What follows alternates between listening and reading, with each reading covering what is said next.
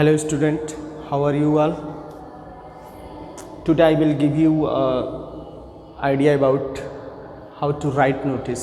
Okay, actually in your syllabus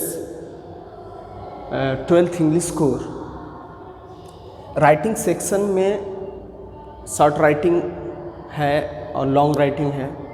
तो short writing composition में दो टॉपिक्स हैं, एक एडवर्टाइजमेंट है और एक नोटिस राइटिंग है।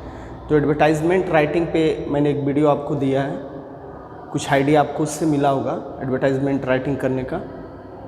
और एक और टॉपिक है नोटिस राइटिंग। यही दो पूरे आपको फर्स्ट टर्म में पढ़ना है, राइटिंग सेक्शन में यही दोनों चीज़ें आपको पढ़नी है। तो मैं सोचा हूँ कि दोनों पे ओवरऑल एक आइडिया आपको बने, फिर उसके बाद आप एक्सरसाइज करेंगे। एंड ये जो टॉपिक है शॉर्ट राइटिंग से रिलेटेड, ये आपको +1 यानी 11 में भी था सिलेबस में आपके, और 12 में भी है, सेम दोनों में है। तो शॉर्ट राइटिंग सबसे पहले आइए, आपका ये फैमिलियर टॉपिक है, पहले इस पर राइटिंग भी कर चुके हैं आप लोग नोटिस पे, और फिर +2 में भी है। तो आइए इसको देखते हैं। इसमें जो है सबसे पहले हम देखेंगे व्हाट इज़ नोटिस। आप जानते हैं सब लोग नोटिस क्या है। Notice is a short composition written in very simple way, direct straightforward way, and to introduce or to inform some particular person. Means ये है कि नोटिस राइटिंग एक साधारण तरीके से लिखा हुआ एक इन्फॉर्मेशन है, एक ऐसा स्ट्रेट फॉरवर्ड स्टेटमेंट है जो कुछ पर्टिकुलर लोगों के लिए होता है, उसको नोटिस बोलते हैं।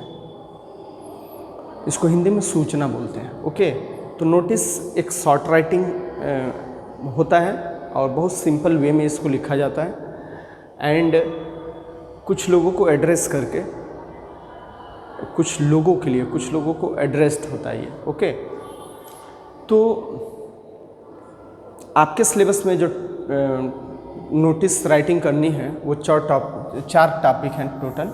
ये 4 टॉपिक्स हैं, जिसमें एक है meeting, event, lost and found और टूर।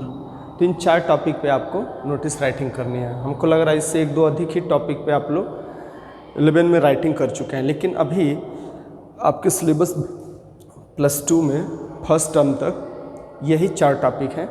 राइटिंग सेक्शन में नोटिस में इन्हीं 4 टॉपिक से आपसे क्वेश्चन पूछे जाएंगे। Meeting, event, lost and found, tour and camps. ये जो इसको एग्जामिनेशन सिस्टम जो नया डेवलप हुआ है, उसमें आपको बहुत रिलैक्स मिलने वाला है, क्योंकि 2 पार्ट में एग्ज़ाम होने वाले हैं।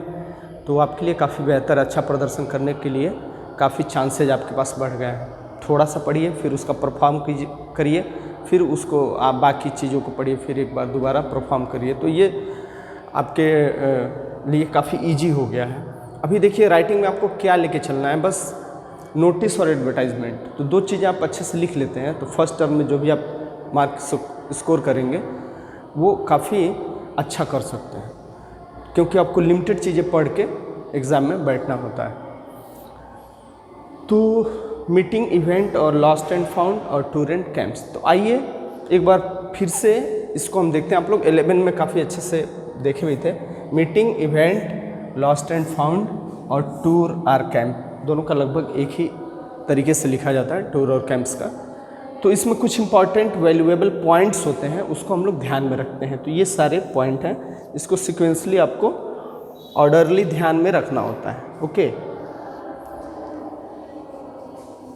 जैसे मीटिंग है, मीटिंग से रिलेटेड आपको नोटिस जारी करना है। तो सबसे पहले आप देख रहे हैं नेम आया है सब में,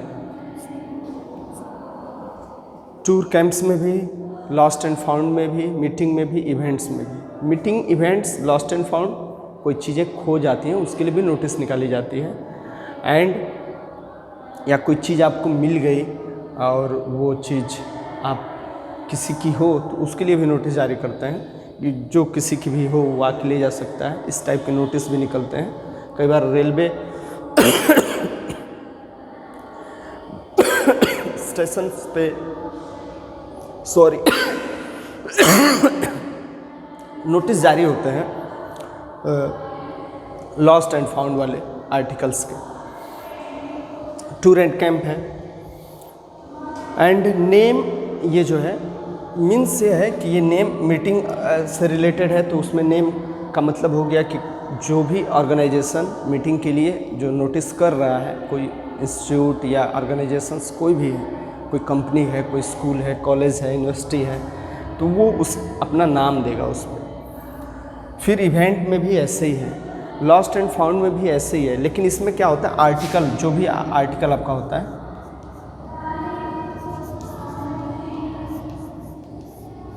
उसका नाम आप लिखते हैं। तो जो भी आर्टिकल आपका रहेगा उसका नाम आप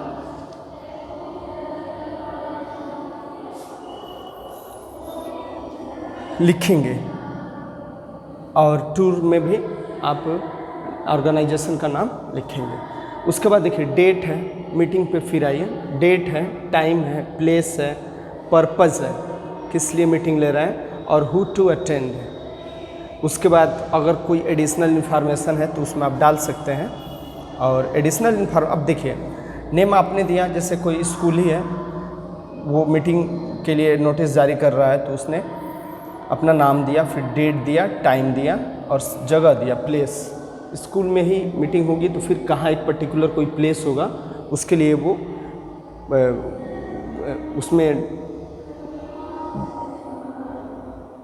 उसको शो करेगा कि पर्टिकुलर प्लेस पे मीटिंग है। अब आप इससे कंफ्यूज मत होइएगा, प्लेस जब स्कूल ऑर्गेनाइजेशन नेम अपना शो कर दिया तो फिर उसमें प्लेस की क्या ज़रूरत है। प्लेस का सेंस यहाँ पे ये है कि जैसे मान लीजिए आप ही का स्कूल है और मीटिंग के लिए अनाउंसमेंट हो रहा है, एक नोटिस निकल रहा है, तो फिर स्कूल में कहाँ, लॉबी में या हॉल में या फिर स्मार्ट क्लास में कहाँ मीटिंग होनी है, तो उसको वो ज़रूर उसमें शो करता है। तो उसके लिए है ये। फिर पर्पज़, किस पर्पज़ के लिए, improve the quality of education या जो भी हो, एंड अबाउट द एडमिनिस्ट्रेशन, जो भी टॉपिक हो, पर्पज़ हो, उसमें थोड़ा सा शो होता है वो।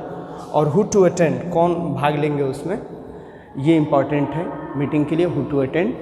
एंड उसके बाद कुछ एडिशनल इन्फॉर्मेशन। इसमें एडिशनल इन्फॉर्मेशन क्या क्या आ सकते हैं, जैसे मान लीजिए कि कुछ इस तरह के कि मीटिंग में आना ज़रूरी है या फिर नहीं आने पे ये सारी चीज़ें एडिशनल इन्फॉर्मेशन में आएंगे कि सबकी उपस्थिति अनिवार्य है, like this.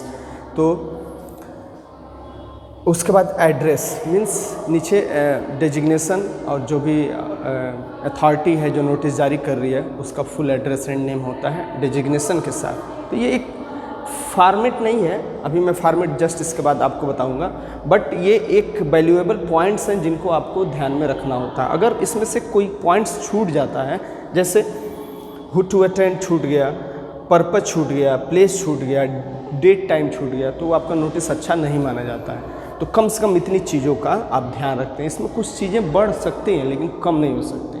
Okay, additional information कभी कभी आपका गायब हो सकता है, क्योंकि कोई ज़रूरी नहीं है कि मीटिंग में कुछ एडिशनल इन्फॉर्मेशन नहीं लग रहा है तो फिर आप मत लिखिए।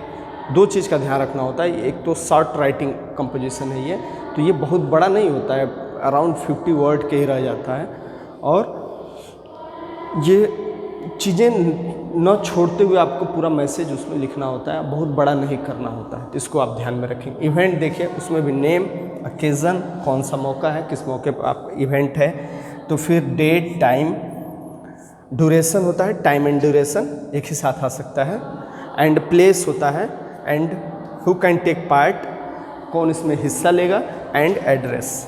ओके, लास्ट एंड फाउंड में ये जो नेम है यहाँ पे अब कोई ऑर्गेनाइजेशन तो है नहीं, पर्टिकुलर कोई पर्सन दे रहा है, कोई चीज़ खो गया है, तो मान लीजिए आपकी कोई चीज़ खो गई है तो उस चीज़ का यहाँ आप नाम देंगे, एंड जो नोटिस देगा वो उसका यहाँ पे एड्रेस होता है।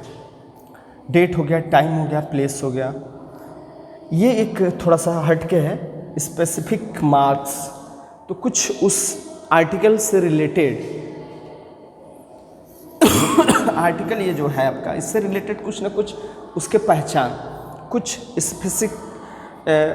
स्पेसिफिक कुछ मार्क्स होते हैं, कुछ निशान होते हैं, कुछ उसके फीचर होते हैं जिसके बारे में आप बताते हैं ताकि आप उसकी पूरी जानकारी दे सकें उस आर्टिकल के बारे में। उसके बाद whom to contact, किसको कांटेक्ट करना है आपको, नोटिस जो भी पढ़ रहा है उससे किसे कांटेक्ट करना है, उसका पूरा नेम एंड एड्रेस, और उसके बाद फिर जारी करने वाले का भी नेम और एड्रेस। ये दोनों नेम और एड्रेस सेम भी हो सकते हैं, तो इसको पार्सली आप लिख सकते हैं, थोड़ा सा यहाँ करके नेम तो यहाँ शो करेंगे ही, फिर उसको डिटेल में यहाँ भी लिखेंगे। कभी कभी ये अलग भी हो सकता है, कुछ सिचुएशन इससे बन सकते हैं। ओके, इससे लॉस्ट है, मान लीजिए आपके फ्रेंड का कुछ खो गया तो आप कर सकते हैं, फिर आप यहाँ आपने सूचना जारी की, या आप किसी ऑर्गेनाइजेशन में काम करते हैं, फिर किसी कंपनी में या फिर स्कूल में ही देख लीजिए आपका कुछ खो जाता है, तो फिर स्कूल एक नोटिस जारी करेगा। ओके, तो लास्ट एंड फाउंड का, और फिर यहाँ पे होम टू कांटेक्ट में आपका नाम दे सकता है कि वो जो जिसको मिले वो इसको दे सकता है, इस स्टूडेंट को दे सकता है, और फिर जिसने जारी किया वो अपना नीचे डेजिग्नेशन क्लास टीचर या प्रिंसिपल जो भी है हो सकता है। तो कभी कभी ये डिफरेंट भी होता है, बट ऑफनली ये सेम होता है। ओके, अब देखिए टूर एंड कैंप्स, सारी चीज़ें आपकी पढ़ी हुई हैं, बस आपको थोड़ा सा ध्यान देना और राइटिंग इसकी अच्छे से इम्प्रूव करनी है, ज़्यादा से ज़्यादा एक्सरसाइज करना है।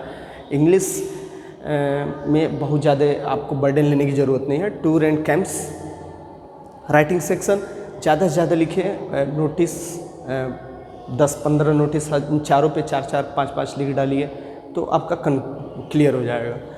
एंड अभी फॉर्मेट भी मैं आपको बता रहा हूँ। टूर एंड कैंप्स में नेम, डेस्टिनेशन, टूर जाएगा तो कोई ना कोई किसी जगह पे जाता है तो वो डेस्टिनेशन होता है, फिर ड्यूरेशन टाइम होता है कि कहाँ कब से कब तक आपको टूर पे रहना है, वेन्यू होते हैं, फिर उसके बाद ऑब्जेक्ट होता है, इंटेंशन, किस उद्देश्य से, बहुत सारे टूर होते हैं, एजुकेशनल होते हैं, फिर आप कोई रिसर्च वाले टूर करते हैं कि आप जाके वहाँ पे घूम करके आपको कुछ रिसर्च कंप्लीट करना होता है, तो आपका अपना ऑब्जेक्ट कुछ ना कुछ तो होगा ही टूर का, तो उसको आप शो करते हैं। ओके, उसके बाद एड्रेस एंड एडिशनल इन्फॉर्मेशन होता है, कुछ और भी आवश्यक अगर जानकारियाँ हैं तो आप उसमें डाल सकते हैं। एडिशनल इन्फॉर्मेशन लगभग सब में है कुछ ना कुछ, लेकिन जैसे इसमें स्पेसिफिक मार्क्स है, इसमें आपका एडिशनल इन्फॉर्मेशन है, इसमें एडिशनल है, इसमें एडिशनल इन्फॉर्मेशन है, तो ये सब आपको एक्सप्लेन करते समय, राइट करते समय ये ध्यान देना है कि नोटिस बड़ा ना हो, क्योंकि नोटिस बड़ा होता ही नहीं है। ओके, और उसके बाद एड्रेस है। ओके, तो ये था आपके 4 वो पॉइंट्स जिस पे आपको नोटिस राइटिंग करने के लिए आएगा, और इस चारों को आप 11 में पढ़ चुके हैं। मुझे याद है कि इससे अधिक ही 11 में है, 1-2 और पॉइंट्स हैं जिस पे आप राइटिंग करते हैं, नोटिस राइटिंग, लेकिन आपके सिलेबस में बस यही 4 टॉपिक हैं जो फर्स्ट टर्म के एग्ज़ाम में आने वाले हैं। ओके, तो अब आइए इसके बाद इसका हम देखते हैं फॉर्मेट। तो एक बार फॉर्मेट आपको याद दिला दें, आपको अच्छे से याद होगा, आप राइटिंग कर चुके हैं, तो एक बार फॉर्मेट इसका देखिए। हाँ, आइए देखिए फॉर्मेट देख लेते हैं। नोटिस का जो फॉर्मेट होता है वो कुछ ऐसे होता है। इसमें देखिए कुछ छोटे छोटे मैंने बॉक्स बनाए हैं। एक चीज़ आप ध्यान में रखें, क्योंकि आप इससे फैमिलियर हैं, आपको ऐसे बना के नहीं लिखना है नोटिस, बस एक आप बाहर का ड्राफ्टिंग कर लेंगे, लेकिन अंदर ऐसे बॉक्स बना के नहीं लिखना है। मैं ये बॉक्स इसलिए बनाया हूँ कि आपको ये पता चलेगा कि ये प्लेस जो है, पर्टिकुलर उस पेज का जो प्लेस है, कौन सा प्लेस किसके लिए लिया गया है। तो ये जो स्टार्टिंग में ऊपर होता है, इसमें नेम आप लिखते हैं, वही नेम जो फर्स्ट मैंने जो कुछ वैल्यूएबल पॉइंट्स जो मैंने हर एक टॉपिक पे लिखवाए थे, तो उसमें जो सबसे फर्स्ट ऑफ ऑल आ रहा था नेम, तो वही नेम का पोजीशन ये होता है। इसमें नेम ऑफ इंस्टीट्यूट होता है,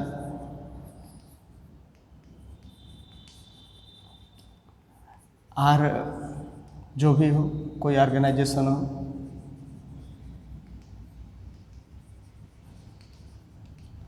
एंड उसके बाद ये जो है डेट लिखने के भी बहुत सारे तरीके हैं। आजकल न्यू फैशन में डे के साथ डेट इंक्लूडेड होता है, यानी डेट जब भी आप लिखते हैं तो उसके साथ डे भी इंक्लूडेड होता है। जैसे डेट लिखने के लिए आप ऐसे भी यूज करते हैं कि 11 जून 2021, या फिर ऐसे करते हैं, ऐसे भी करते हैं। अब ये है कि जैसे उस दिन अगर मान के चलिए मंडे पड़ा है तो मंडे लिख के आप उसको शो करते हैं, तो ये एक तरीका होता है। मीन्स यहाँ पे आपको डेट शो करना है। ये जो बॉक्स है ये किसके लिए है, तो यहाँ पे मोटे अक्षरों में आपको कैप्स लेटर में, कैपिटल लेटर में नोटिस लिखना होता है। तो write the name, write the word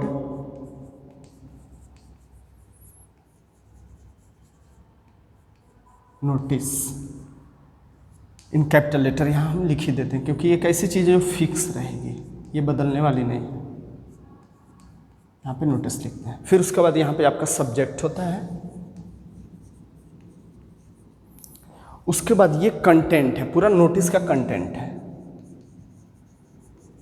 contents of notice. इतने में नोटिस आपका बन के तैयार। तो वो बीच के यानी नेम, डेट और सब्जेक्ट का जो आपका ओकेजन होता है, सब्जेक्ट होता है, उसके अलावा जो भी सारे वैल्यूएबल पॉइंट्स थे वो सब कंटेंट में ही आते हैं। उसको कंटेंट में ही आप सीक्वेंसली लिखते हैं। उसके बाद ये लेफ्ट साइड में नीचे की तरफ सबसे पहले आप यहाँ सिग्नेचर होता है। उसके बाद यहाँ पे जो सिग्नेचर हुआ है रनिंग हैंड में, जो भी आपका सिग्नेचर है वो सिग्नेचर होता है। फिर उसके बाद जो भी नोटिस जारी करता है उसका, एंड उसके बाद उसका नाम, स्पष्ट अक्षरों में उसका नाम होता है, क्लियरली उसका नाम भी होना चाहिए। तो वो कैपिटल लेटर में तो और अच्छा है, तो पूरा नाम उसका यहाँ पे नेम होना चाहिए उसका। और फिर ये जो होता है डेजिग्नेशन होता है। डेजिग्नेशन यानी वो किस पद को डिजर्व करता है, किस डेजिग्नेशन पे है वो, और वहाँ से वो नोटिस कौन जारी कर रहा है, जो जारी कर रहा है उसका क्या पावर है, क्या पोस्ट है, क्या डेजिग्नेशन है। ओके, तो this is the format of notice and you should try to write notice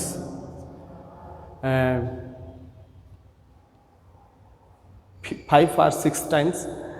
सब पे आप चारों टॉपिक पे कम से कम 2, 4, 5 बार नोटिस आप लिख लेंगे तो फिर आपका ये क्लियर है। आप 11th में भी बहुत सारे नोटिस बनाए हैं, उसके लिए नोट्स भी बने थे, तो आप उस नोट्स को फिर एक बार प्रिपेयर कर सकते हैं और नोटिस ज़्यादा से ज़्यादा लिखिए ताकि आप का राइटिंग स्किल इम्प्रूव हो और ताकि आप नोटिस का कोई भी क्वेश्चन आए तो नोटिस ईजी वे में आप कर सकें।